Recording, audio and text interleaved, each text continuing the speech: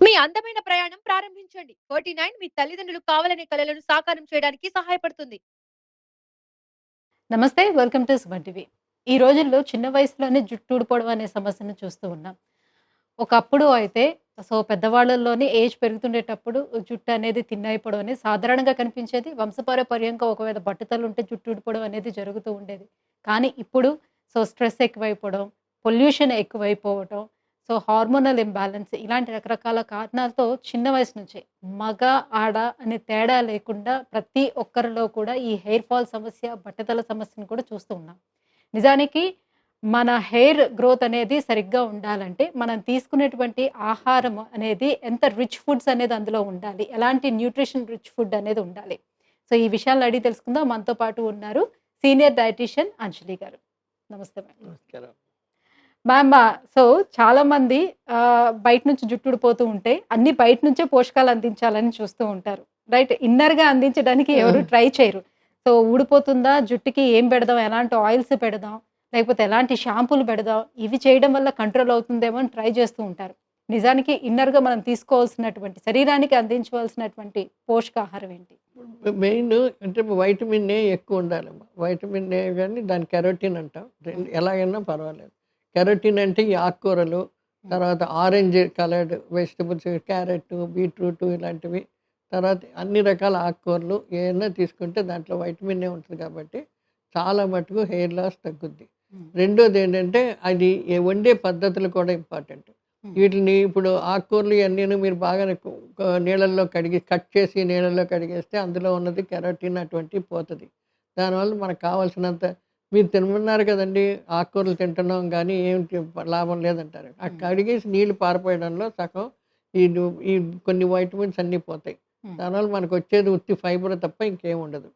అందుకని దీనికి ఏంటంటే మనం ఫుడ్డే కాకుండా ఫుడ్ని తయారు చేసే పద్ధతులు కూడా రెండు కింద ఆలోచించవలసి వస్తాయి.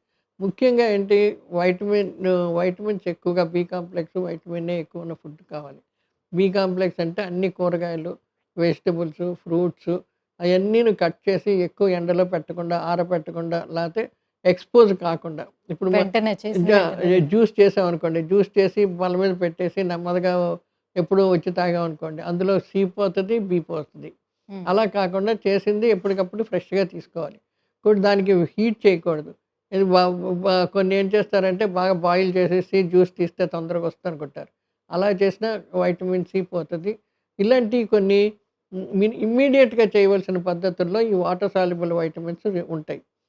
మనం కోసి పెట్టి చేస్తే మనం తినే ఆహారం కంటే చేసే పద్ధతి కూడా చాలా ఇంపార్టెంట్. ముఖ్యంగా ఈ బి వైటమిన్స్ వాటికిను. సో జాగ్రత్తగా కట్ చేసి నీట్గా ముందు కడిగేసి కట్ చేసి చేయాలి. లేకపోతే కట్ చేసిన తర్వాత కడిగారంటే నీళ్ళల్లో అన్నీ ఇది నీటిలో కరిగే విటమిన్లు కాబట్టి అన్ని నీళ్ళల్లో పోతాయి. మనకు ఉండేదల్లా పీసు. ఈ జాగ్రత్తలు మొట్టమొదటి జాగ్రత్తగా తీసుకోవాలి.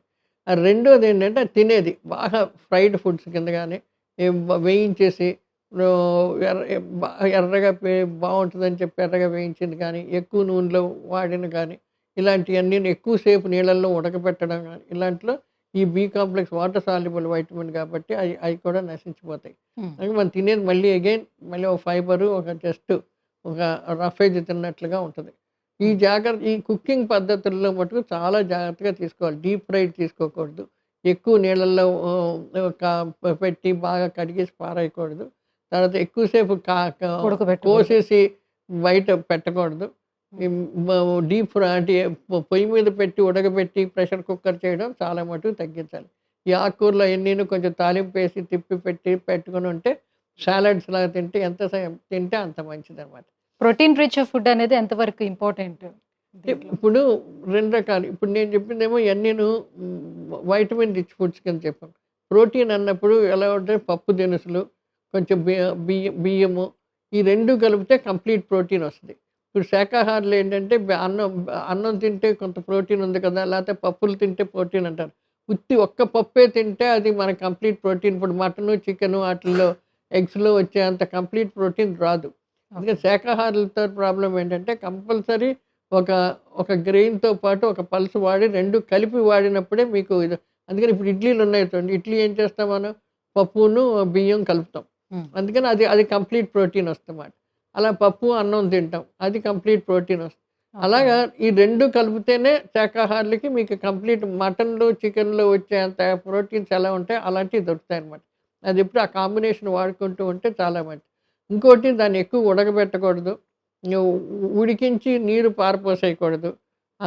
నీళ్ళు అందులోనే ఉంచేసి అందులో మరగపెట్టి చేస్తూ ఉంటే అది చాలా ఆరోగ్యకరంగా ఉంటూ ఉంటుందన్నమాట. హ్మ్. అలా ఫుడ్స్ ముందు ప్రిపరేషన్ చాలా ఇంపార్టెంట్.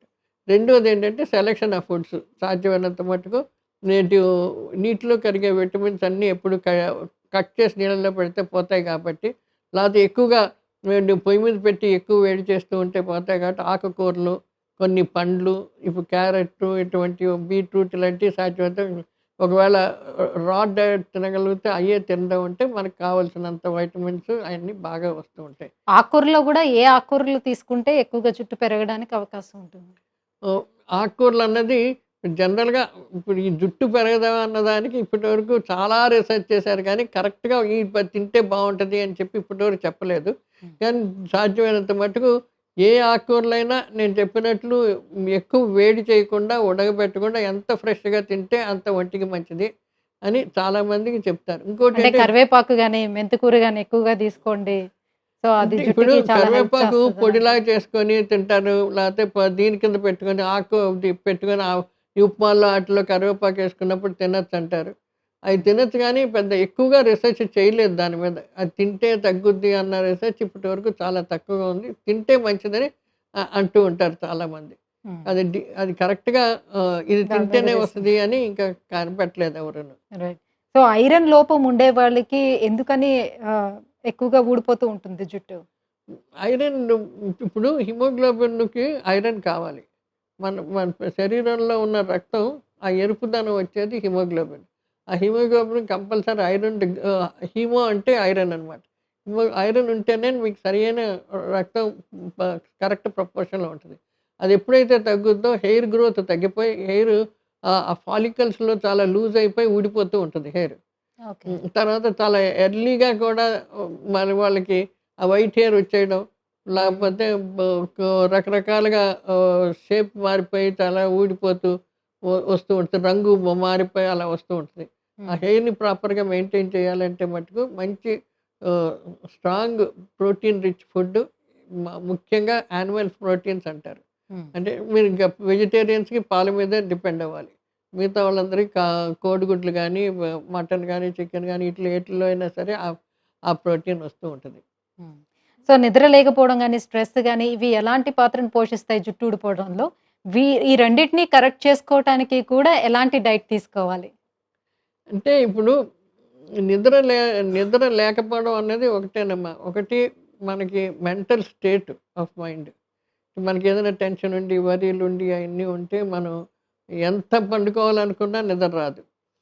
అది అది ఒకటి. రెండోదేంటంటే కొంతమంది నైట్ సినిమాలు చూడాలని, లేపోతే పుస్తకాలు తీసి నైట్ చదువుకుందామని చెప్పి, ఇయన్నీ కొన్ని వీడియోసు అన్నీ నైట్ చేస్తారు. హ్మ్. సో, అది చాలా అప్సెట్ చేస్తూ ఉంటది. ఎందుకంటే ఫస్టు ఉన్న ఫుడ్ డైజెస్ట్ సరిగ్గా కాదు. చాలా మట్టుకు ఫుడ్డు డైజెస్ట్ అయ్యి బాడీకి అబ్జార్బ్ కాకుండా న్యూట్రియంట్స్ అంటే ఏదైతే పోషక విలువలు ఉన్నాయో అవి అబ్జార్బ్ కాకుండా బయటికి పోతాయన్నమాట. సో, దానివలన సగం ఇంపాక్ట్ ఉంటది. మాల్ నరిష్మెంటు వాటికి కుపోషణ జబ్బులంటారు. వైటమిన్ డెఫిషియన్సీస్ అయన్నీ వస్తూ ఉంటాయి. ఇది మనం ఏంటంటే ఎర్లీగా తిని మనం పండుకునేటప్పటికల్లా నిద్రపోయేటప్పటికి ఫుడ్ డైజెస్ట్ అయిపోవాలి. హ్మ్. అయిపోతే అప్పుడు ఆ వైటమిన్ అబ్జార్ప్షన్ బాడీలో ఉంటది. హ్మ్. లేకపోతే ఫుడ్‌తో పాటు వేస్ట్ కింద ఎళ్ళిపోతూ ఉంటాయి కొన్ని ముఖ్యమైన వైటమిన్స్. అలాంటివన్నీ మనం చేసి ఒక బ్యాలెన్స్ డైట్ కరెక్ట్‌గా తీసుకోగలిగితే హెయిర్ లాస్ కూడా తగ్గుతూ ఉంటది. ఇంకోటి చాలా గ్రేయింగ్ ఆఫ్ హెయిర్ చాలా ఎర్లీ స్టేజెస్‌లో హెయిర్ గ్రే ఇదైపోద్ది. తెల్ల వెంట్రుకల కింద వచ్చేస్తూ ఉంటాయి. హ్మ్. అది కూడా ముఖ్యంగా వాళ్ళకేంటంటే ఒకటి వంశపారంపర్యంగా వచ్చే ఇది ఉంది. అది మనం ఇంకేం చేయలేం. అది జెనెటిక్ ఇది మనం చేయలేం.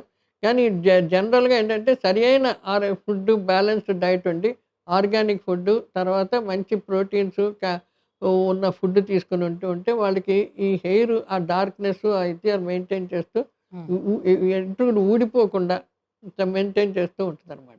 అది మటుకు జాగ్రత్తగా ప్లాన్ చేసుకొని చూసుకోవాలి. Thank you ma'am. జుట్టు ఊడిపోకుండా ఉండటానికి ఎటువంటి జాగ్రత్తలు తీసుకోవాలి, దాంతో పాటుగా మనం ఎలాంటి డైట్ అనేది చేంజ్ చేసుకోవాలి, ఈ విషయాలను తెలియజేసినందుకు థ్యాంక్ యూ సో మచ్.